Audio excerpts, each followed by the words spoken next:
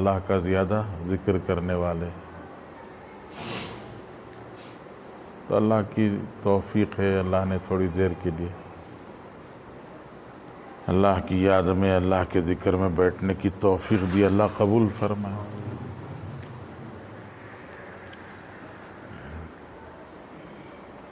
حضور پاک صلی اللہ علیہ وسلم کا مشہور ارشاد ہے کہ انسان کے بدن میں ایک گوشت کا لوتھڑا ہے کہ اگر وہ سدھر گیا تو پھر سارا انسانی جسم سدھر گیا، اور اگر وہ بگڑ گیا تو پھر سارا انسانی جسم بگڑ گیا. حضور پاک صلی اللہ علیہ وسلم نے فرمایا کہ وہ انسان کا دل ہے.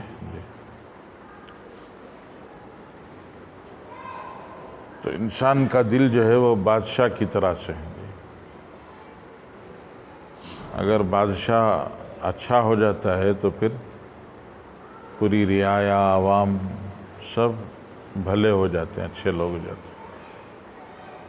حضرت عمر بن عبدالعزیز رحمۃ اللہ علیہ کے زمانے میں جب حکمران بادشاہ نیک آدمی ہو گئے، اچھے ہو گئے، تو پھر پوری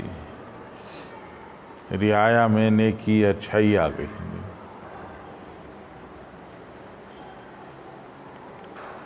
یہاں تک کہ مشہور ہے جنگل کے جانوروں میں بھی آپس میں صلح، آپس میں جو ہے محبت، صلح پیدا ہو گئی.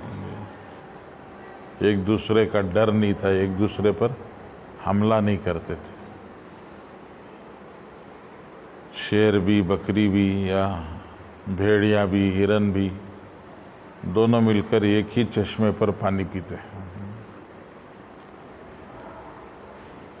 تو بادشاہ جب نیک ہو جاتا ہے تو پوری رعایا نیک ہو جاتی ہے. دل جو ہے انسان کا وہ پورے جسم کے بادشاہ کی طرح سے. اگر دل سدھر گیا، سنبھل گیا، سنور گیا تو پھر پورا بدن، یعنی آنکھ کا دیکھنا، زبان کا بولنا، کان کا سننا، ہاتھ اور پیر کا استعمال، دماغ کا استعمال، یہ ساری چیزیں درست ہو جاتی ہیں.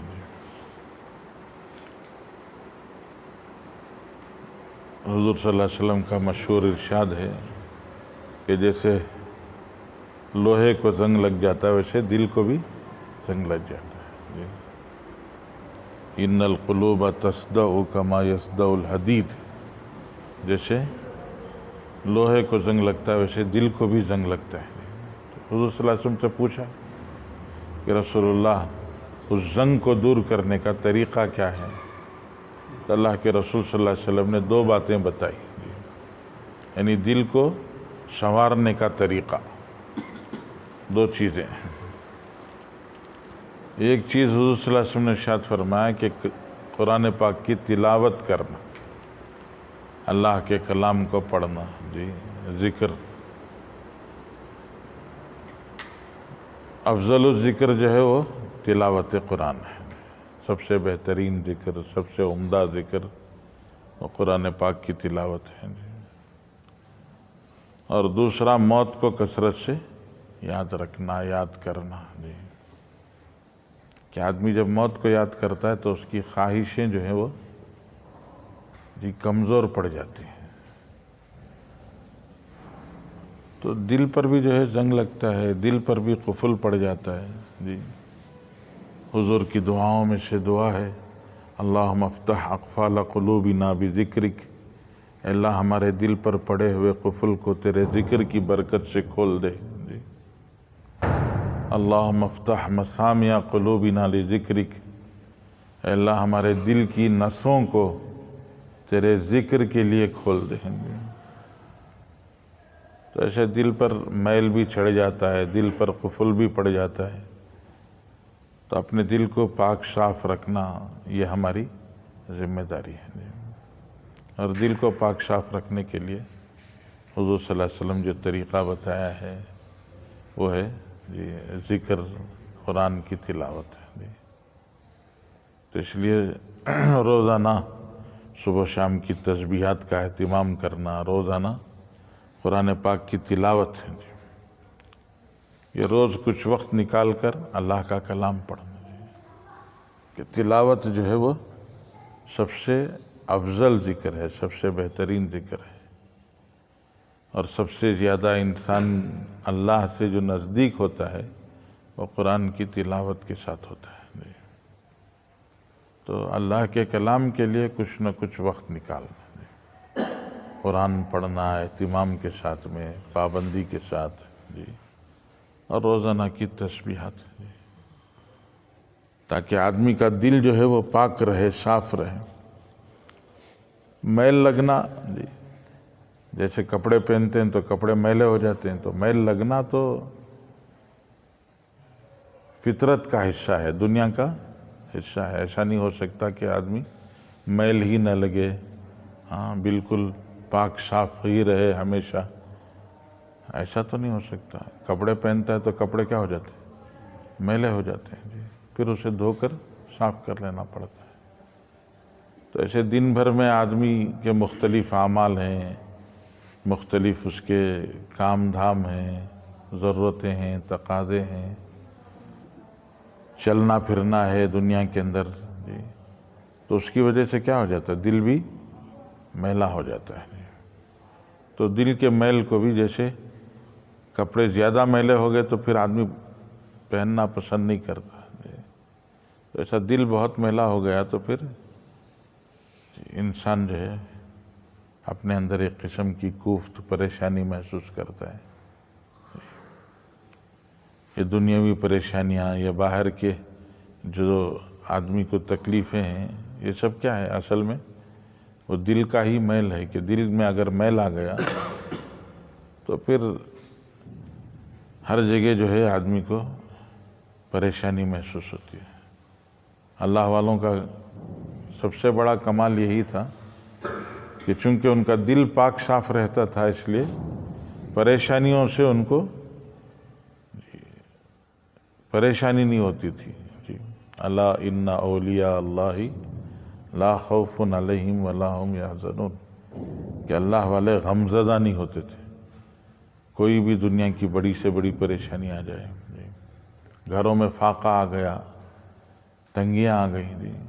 آج فاقہ تنگی تو نہیں ہے کسی گھر میں، ماشاءاللہ، اللہ والوں کے گھروں میں فاقہ ہو جاتا تھا، تنگی ہو جاتی تھی، تو فاقہ اور تنگی کو خوشی سے برداشت کرتے تھے۔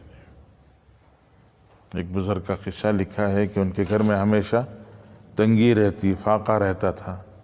کہیں سفر میں گئے ہوئے تھے تو ان کے جو شیخ تھے، ان کے مربی، شیخ، مرشد، وہ وہاں سے گزرے تو ان کے گھر میں آئے، آ کر دیکھے تو بہت تنگی تھی، بہت سخت حالات تھے۔ پوچھے کیسا چلتا ہے؟ تو بولے بہت تنگی رہتی ہے جی، فاقہ، اکثر فاقہ ہو جاتا ہے۔